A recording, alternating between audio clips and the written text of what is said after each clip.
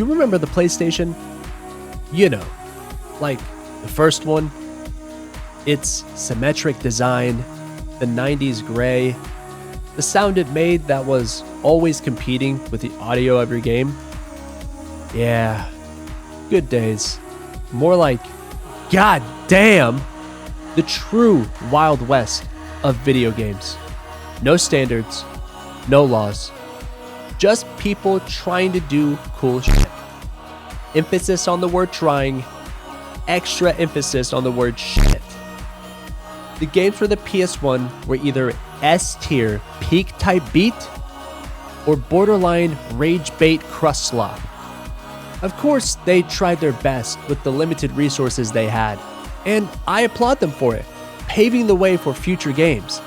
But unfortunately for these games, I live 30 years in the future. A beautiful place, a utopia, where we make games that utilize these things called analog sticks. Today we're going further back in time to analyze 3 PS1 games.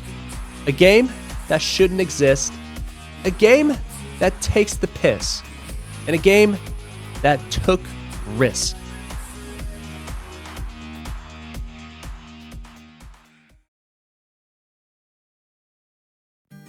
You like Harry Potter?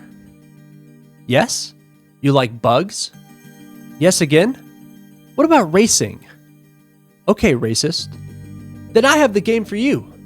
It's called Bug Riders. And it's exactly what it sounds like. You race bugs against other riders of bugs. And it feels like Quidditch, but with missiles. Released in 1997, Bug Riders, The Race of Kings, is a game which involves a bug riding race to determine who will replace the dying emperor of the planet Endymion? Endymion? Tie me up? I don't know. I'm sure the intro cutscene probably tells me how to pronounce it, but it was impossible to hear the bit-crushed audio because, you know, the late 90s. This game takes the best parts about racing games and asks the question, what if we didn't do that? On purpose. While you do have missiles attached to the bugs, it's way too difficult to actually hit the bugs. And when you do land a shot on the bugs, the lack of feedback means you never actually celebrate the slaughter in real time. You may notice that I keep showing the same level over and over again, and that's because this was the only goddamn map they showed me. I qualified for the next race by being the best the bug rider, and they just kept making me race the same map with just slight variations. So sorry if there's a different map further into the game, but I never actually saw it with my own eyes. This game is slightly freaky and slightly freaky.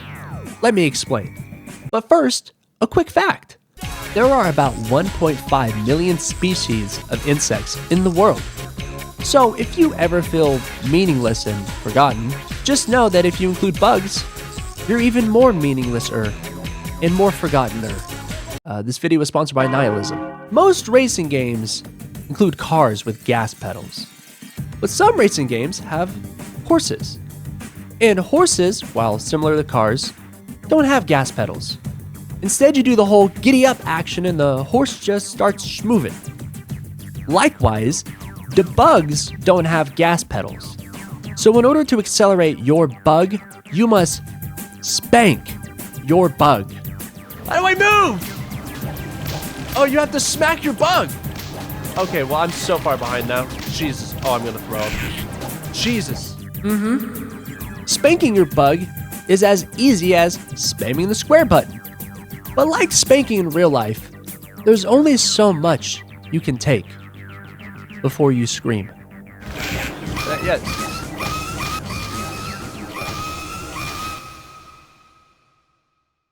And if you don't heed the warning screams, well, I must win. I must be the bug rider. Ah! What the fuck happened?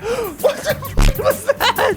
Is that what happens whenever you spank your bug too hard? I think that's what happens when you spank your bug too hard. a sound forever programmed in my brain's soundboard. Yeah, Bug Riders kinda sucks. And if you like this game in 2025, you probably eat bugs.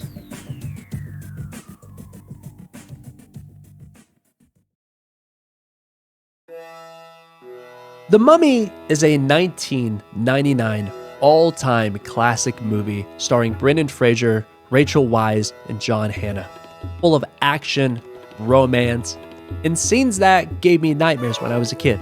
The Mummy for the PlayStation 1, however, is an all-time dust collector starring great value Brendan Fraser and other actors and actresses, full of clunky controls, crusty dialogue, and scenes that made me cackle in my sleep as an adult. The game's story is not bad, mainly because it's just following the plot of the movie, which is pretty good. But adapting a movie into a game is not an easy task. I feel like it's easy to adapt a game into a movie rather than the other way around. But both situations will have sacrifices and flaws. Some games are like movies, but rarely are movies like games. And this game is like watching The Mummy, but you spend way too much time fighting copy and pasted enemies that by the time you actually get to the plot, you forget why you've been running around this damn pyramid temple thingy. Pyramid? More like pyramid. Some biased high notes of the game. Rick's goofy run. Rick's goofy face. Rick's goofy voice lines. Something's not right here. Yeah, you're telling me. Tell him. Something's not right here. Okay, I think... Tell him again. Some low notes of the game. Entire rest of the game. This game is bad, man. Just watch the movie. I mean, do you actually want to spend more than 15 minutes wandering around a low-poly temple fighting mummies and using ancient relics as weapons? That's probably also very illegal. Do you really think there's a light at the end of this tunnel? There is no light. Only Mummy. An off-brand Brendan Fraser. And his silly little shimmy. I feel bad dogging out a game from 1997. It's like, yes, of course it's gonna suck. Everything from 1997 sucks. The Sharp mini disc player, the Motorola StarTAC, Tamagotchi. Wait, actually, those were pretty cool. The late 90s was a time to experiment. People took chances. People took risks. People played The Mummy for the PlayStation 1 and probably enjoyed it. But you know what else was released in the late 90s? Resident Evil 2. And that game fucks. I rest my case, and I will not apologize for my harsh words. But I'm really sorry for my harsh words. Dude, just go watch the movie. Please, just don't even play the game. Just watch the movie.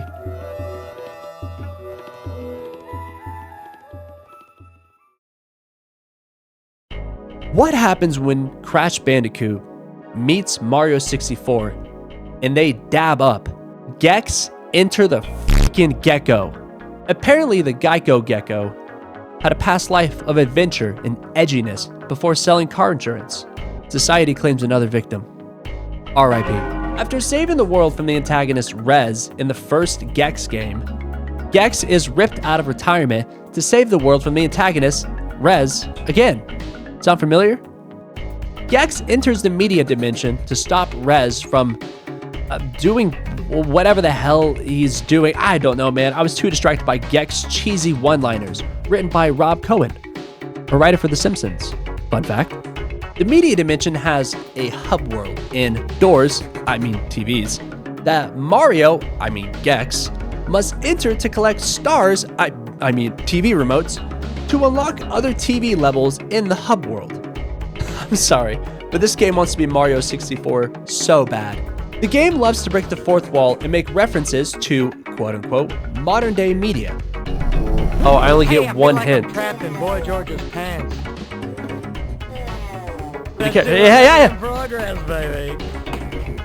Slip of the tongue, baby. Slip of the tongue, baby. Oinga? Son of a... Looks like much money after the cut. After the what? Which is actually just 90s media because, you know, the late 90s. MTV, Simpsons, other media with offbeat humor. You know, a couple of jokes got me, but the audio is so crusty that I couldn't actually hear most of them because, you know, the late 90s.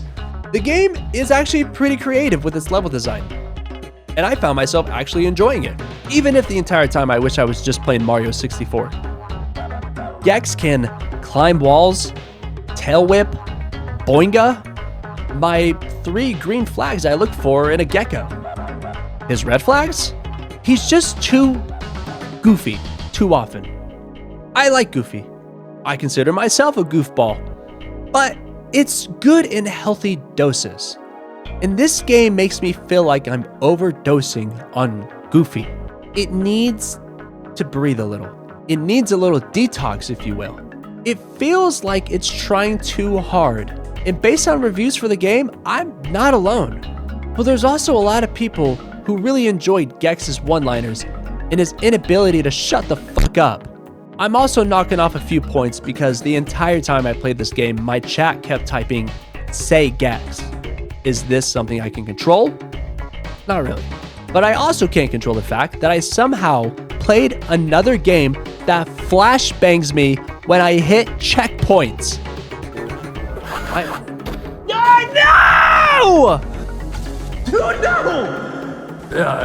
Are you awake?